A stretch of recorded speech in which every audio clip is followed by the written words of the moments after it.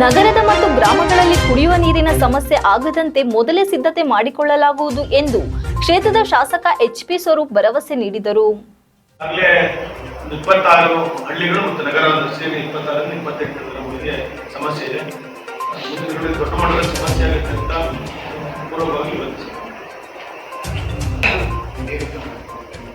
ಅದನ್ನೇ ಚರ್ಚೆ ಮಾಡಿ ಎಲ್ಲಾಗುತ್ತೆ ಸಾಧ್ಯವಾದಷ್ಟು ನಗರಸಭೆಯನ್ನು ಕೂಡ ನಾವು ನಗರದ ಎಂಜಿ ರಸ್ತೆ ಬಳಿಯಿರುವ ಒಳಚರಂಡಿ ಮಂಡಳಿ ಕಚೇರಿ ಕರ್ನಾಟಕ ನಗರ ನೀರು ಸರಬರಾಜು ಮತ್ತು ಒಳಚರಂಡಿ ಮಂಡಳಿಗೆ ಭೇಟಿ ನೀಡಿದ ಶಾಸಕರು ನಗರದಲ್ಲಿ ಯುಜಿಡಿ ಕೆಲಸ, ಎಸ್ಟಿಪಿ ಲ್ಯಾಂಡ್ ಮತ್ತು ವಾಟರ್ ಸಪ್ಲೈ ಕುರಿತು ಸಂಬಂಧಪಟ್ಟ ಅಧಿಕಾರಿಗಳೊಂದಿಗೆ ಚರ್ಚಿಸಿದರು. ಸಾರ್ವಜನಿಕರಿಗೆ ಆಗಿರುವ ಸಮಸ್ಯೆಗಳನ್ನು ಕೂಡಲೇ ಬಗೆಹರಿಸುವಂತೆ ಸೂಚಿಸಿದರು. ರಾಜಕಾಲುವೆ ಒತ್ತುವರಿ ಮಾಡಿದ್ರೆ ನಮ್ಮ ಮನೆಗೆ ನಾವೇ ತೊಂದರೆ ಮಾಡಿದಂತೆ.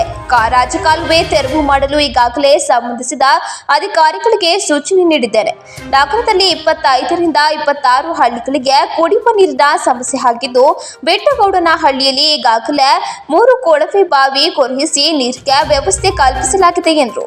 25 ಹಳ್ಳಿಗಳು ನಗರ ಪಾಲಿಕೆಗೆ ಸೇರಿರುವ ಹಿನ್ನೆಲೆಯಲ್ಲಿ ನೀರಿನ ಸಮಸ್ಯೆ ನಿವಾರಿಸುವ ಸಲುವಾಗಿ ಪೂರ್ವಭಾವಿ ಸಭೆ ಕರೆಯಲಾಗಿದೆ. ಚೆಸ್ಕೋ ಮತ್ತು ಒಳಚರಂಡಿ ಇಲಾಖೆ ನಗರಸಭೆಯಲ್ಲಿ ಸಭೆ ಮಾಡಲಾಗುವುದು. ನಗರದಲ್ಲಿ ಯಾವುದೇ ಬಡಾವಣೆಯಲ್ಲಿ ಕುಡಿಯುವ ನೀರಿನ ಸಮಸ್ಯೆ ಆಗಬಾರದು. ಪ್ರತಿ ಜಿಲ್ಲೆಗೆ 8ರಿಂದ 10 ಕೋಟಿ ಕುಡಿಯುವ ನೀರಿಗೆ ಒದಗಿಸುವ ಭರವಸೆಯನ್ನ ಸಿಎಂ ನೀಡಿದ್ದಾರೆ. ಸರ್ಕಾರದ ಆದೇಶದಂತೆ ಬೋರ್ವೆಲ್ ಕೊರೆಯಲು ಅನುಮತಿ ನೀಡಿಲ್ಲ.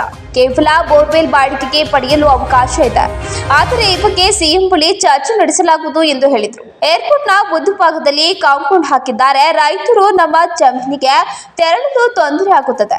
ಈ ಹಿನ್ನೆಲೆಯಲ್ಲಿ ತೊಂದರೆ ಆಗದಂತೆ ಈಗಾಗಲೇ ಅಧಿಕಾರಿಗಳಿಗೆ ಮನವಿ ಮಾಡಲಾಗಿದೆ. ಎನ್ಆರ್ ವೃತ್ತದ ರೈಲ್ವೆ ಮೇಲ್ಸೇತುವೆಗೆ ಕೇಂದ್ರ ಅನುದಾನ ನೀಡಲು ಮುಂದಾಗಿದ್ದು, ಅತಿ ಶೀಘ್ರದಲ್ಲಿ ಇನ್ನೊಂದು ಭಾಗದ ಕಾಮಗಾರಿ ನಡೆಯಲಿದೆ. IAIAT ವಿಚಾರವಾಗಿ ಈ ಹಿಂದೆ ಎಲ್ಲ ತಯಾರಿ ನಡೆಸಿ ಕೆಲವು ಸಮಸ್ಯೆಗಳಿಂದ ರೈತರ ವಿರುದ್ಧ ವ್ಯಕ್ತಪಡಿಸಿದರು. ಈ ಹಿನ್ನೆಲೆಯಲ್ಲಿ ಕಾಮಗಾರಿ ನಿಂತಿದೆ. ಇದೀಗ ಸರ್ಕಾರಿ ಮಟ್ಟದಲ್ಲಿ ಚರ್ಚೆ ಮಾಡಿ ಮುಂದಿನ ಕೆಲಸಕ್ಕೆ ಆಯೋಜಿಸಲಾಗುವುದು.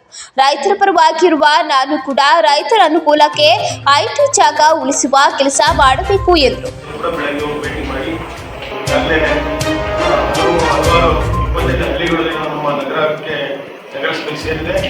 ಅದನ್ನು ಹೊರತುಪಡಿಸಿ ಗ್ರಾಮೀಣ ಭಾಗದಲ್ಲೂ ಕೂಡ ಈಗಾಗಲೇ ಕುಡಿಯುವ ನೀರಿಗೆ ಸಮಸ್ಯೆ ಈಗಾಗಲೇ ಬರ್ತಾ ಇದೆ. ಮುಂದಿನ ದಿನಗಳು ಕೂಡ ಬಹಳಷ್ಟು ದೊಡ್ಡ ಮಟ್ಟದ ಸಮಸ್ಯೆಯನ್ನು ಎದುರಿಸ್ತೀವಿ ಅಂತ ಪೂರ್ವಭಾವಿ ಒಂದು ಸಭೆಯನ್ನು ಕೂಡ ನಾಳೆ ಶಾಸಕರ ನೇತೃತ್ವದಲ್ಲಿ ಕರೀಲಿಕ್ಕೆ ಸ್ಕೇಲ್ ಸಿಟಿ ಮೀಟಿಂಗ್ ಕರೀಲಿಕ್ಕೆ. ಅದೇ ರೀತಿ ಇವತ್ತು ನಮ್ಮ KWS ಒಳಚರಂಡಿ ಮತ್ತು ಇದಕ್ಕೆ ಕೂಡ ಮತ್ತು ನಗರಸಭೆಯವರು ಕೂಡ ಒಂದು ಜಂಟಿಯಾಗಿ ಚೆಸ್ಕಾಂ ಮತ್ತು KPTCL ಅವರು ಕೂಡ ಜಂಟಿಯಾಗಿ ಒಂದು ಪೂರ್ವ ಸಭೆಯನ್ನು ಮಾಡಿದ್ವಿ.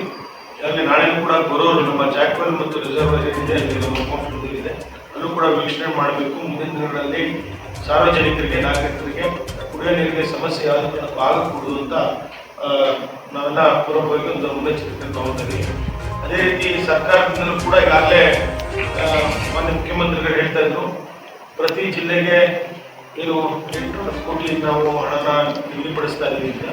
ಅದು ತಾಲೂಕುವಾರು ಬಂದಾಗ ನಮಗೆ 60 ಲಕ್ಷ ಬಂದಿದೆ.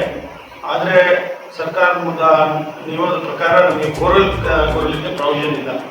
ಹಾಗಾಗಿ ನಾವು ಕೂಡ ಮಾನ್ಯ ಸಚಿವರಿಗೆ ಮತ್ತು ಮುಖ್ಯಮಂತ್ರಿಗಳು ಕೂಡ ಮನವಿಯನ್ನು ಮಾಡ್ತೀವಿ. ಆಗಲೇ ಅಧಿವೇಶನ ಸೋಮವಾರದಿಂದ ಶುರು ಆಗುತ್ತೆ. ಅಲ್ಲೂ ಕೂಡ ನಾವು ಸರ್ಕಾರಕ್ಕೆ ಒತ್ತಾಯ ಮಾಡ್ತೀವಿ, ನಮಗೆ ಬೋರ್ವೆಲ್ ಕೊಡಲಿಕ್ಕೆ ಪ್ರಾವಿಷನ್ ಮಾಡಿಕೊಡ್ಬೇಕು ಅಂತ. ಅದೇ ರೀತಿ ಏನು ಸ್ಕೇಲ್ ಸಿಟಿ ನಮಗೆ ಗ್ರಾಂಟ್ನ ಕೊಟ್ಟಿದ್ದಾರೆ, ಫಂಡ್ನ ಕೊಟ್ಟಿದ್ದಾರೆ. ಅದರಲ್ಲಿ ನಮಗೆ ಪೈಪ್ಲೈನ್ಗೂ ಕೂಡ ಅವಕಾಶ ಕೊಟ್ಟಿಲ್ಲ. ಬಾಡಿಗೆ ಬೋರ್ವೆಲ್ನ ಮೇಲೆ ಒಂದು ಗುತ್ತಿಗೆ ತಗೊಳ್ಳಲಿಕ್ಕೆ ಅದರ ಅವಕಾಶ ಕೊಟ್ಟಿದ್ದಾರೆ. ಆದರೆ ನಮಗೆ ಗೊತ್ತಿರೋಂಗೆ ನಗರ ಭಾಗದಲ್ಲಿರ್ಬೋದು ಮತ್ತು ಗ್ರಾಮೀಣದಲ್ಲಿ ಎಲ್ಲೂ ಕೂಡ ಇವತ್ತು ಬೋರ್ವೆಲ್ನ ಬಾಡಿಗೆ ಕೊಡುವಂಥ ಪರಿಸ್ಥಿತಿ ಯಾವ ರೈತರು ಕೂಡ ಕೊಡುವಂಥ ಇಲ್ಲ ಅಂತ. ಅದೇ ರೀತಿ ನಾಳೆನೂ ಕೂಡ ನಾವು ಮುನ್ನೆಚ್ಚರಿಕೆಯಲ್ಲಿ ಸ್ಟೇಟ್ ಸಿಟಿ ಒಂದು ಮೀಟಿಂಗ್ ಕೂಡ ನೀರಿನ ಸಂಬಂಧಪಟ್ಟಂಗೆ ಮಾನ್ಯ ಜಿಲ್ಲಾಧಿಕಾರಿಗಳ ನೇತೃತ್ವದಲ್ಲಿ ನನ್ನ ಒಂದು ಅಧ್ಯಕ್ಷತೆಯಲ್ಲಿ ಮೀಟಿಂಗ್ನ ಕರೀತಾ ಇದ್ದೀವಿ. ಟ್ಯಾಂಕರ್ನ ಈಗಾಗಲೇ ನಾವಾಗಲೇ ಟ್ಯಾಂಕರ್ಗಳನ್ನ ತಗೋಬೇಕು ಅಂತ ನಾವಾಗಲೇ ಮಾನ್ಯ ಜಿಲ್ಲಾಧಿಕಾರಿಗಳು ಕೂಡ ಹೇಳಿ ಬಂದಿದ್ದೀನಿ. ಆದರೆ ನೀರಿನ ಟ್ಯಾಂಕರ್ ತೊಗೊಳೋದಕ್ಕಿಂತ ನಾವು ಹಾಲಿಂದ ಏನು ಟ್ಯಾಂಕರ್ 25,000 ಲೀಟರ್ ತೊಗೊಂಡು ಗುರುವಿಂದ ತೊಗೊಂಡು ರೇಸಿನ್ ಬೇನ್ ಅಥವಾ ಕೋಚ್ಗೆ ನಮ್ಮ ಓವರ್ ಟ್ಯಾಂಕಿಗೆ ಅದನ್ನು ತುಂಬಿಸಿದ್ರೆ ಭಾಳ ಒಳ್ಳೆಯದು ಅಂತ ನನ್ನ ಭಾವನೆ. ಸಾಧ್ಯತಾ ಬಾಧ್ಯತೆಗಳನ್ನ ಚರ್ಚೆ ಮಾಡಿ ಅಧಿಕಾರಿಗಳೊಂದಿಗೆ ಮುಂದೆ ಯಾವ ರೀತಿ ಮಾಡಬೇಕು ಅಂತ ಮಾಡಿಕೊಂಡು ಮತ್ತೆ ಮಳೆಗಾಲ ಇನ್ನೇನು ಶುರು ಆಗುತ್ತೆ. ಅದು ಅದರಲ್ಲೂ ಕೂಡ ನಮಗೆ ಒಳಚರಂಡಿ ಮತ್ತು ರಾಜಕಾಲುವೆ ಒತ್ತುವರಿಗಳು ಕೂಡ ಸಾರ್ವಜನಿಕರು ಹೌಸಿಂಗ್ ಬೋರ್ಡ್ ಇರ್ಬೋದು ಮತ್ತು ನಾನು ನಿನ್ನೆ ಕೂಡ ಬನಶಂಕರಿ ಲೇಔಟ್ ಅಂತ ಹೋದಾಗ ನೋಡಿದ್ವಿ. ನಮ್ಮ ಮೂಲಕ ಸಾರ್ವಜನಿಕರು ಕೂಡ ಮನವಿ ಮಾಡ್ತಾ ಇದ್ದೀವಿ. ಈ ರಾಜಕಾಲುವೆ ಒತ್ತುವರಿ ಮಾಡೋದು ಕೂಡ ನಮ್ಮ ಮನೆಗೆ ನಾವೇನೋ ಒಂಥರ ನನಗೆ ದಯಮಾಡಿ ಯಾರು ಕೂಡ ರಾಜಕಾಲುವೆ ಒತ್ತುವರಿ ಮಾಡೋದು ಬೇಡ. ಯಾಕೆಂದರೆ ನೀರು ಹರಿಯುವಂಥದ್ದನ್ನು ಮುಂದೆ ಹೋಗುವಂಥ ಮುಂದಿನದವ್ರಿಗೆ ತೊಂದರೆ ಆಗುತ್ತೆ. ಹಾಗಾಗಿ ರಾಜಕಾಲುವೆ ಒತ್ತುವರಿಯನ್ನು ಕೂಡ ಈಗಾಗಲೇ ತೆರವುಗೊಳಿಸಿ ಅಂತ ನಗರಸಭೆ ಸಂಬಂಧಪಟ್ಟ ಅಧಿಕಾರಿಗಳು ಕೂಡ ಹೇಳಿದರು.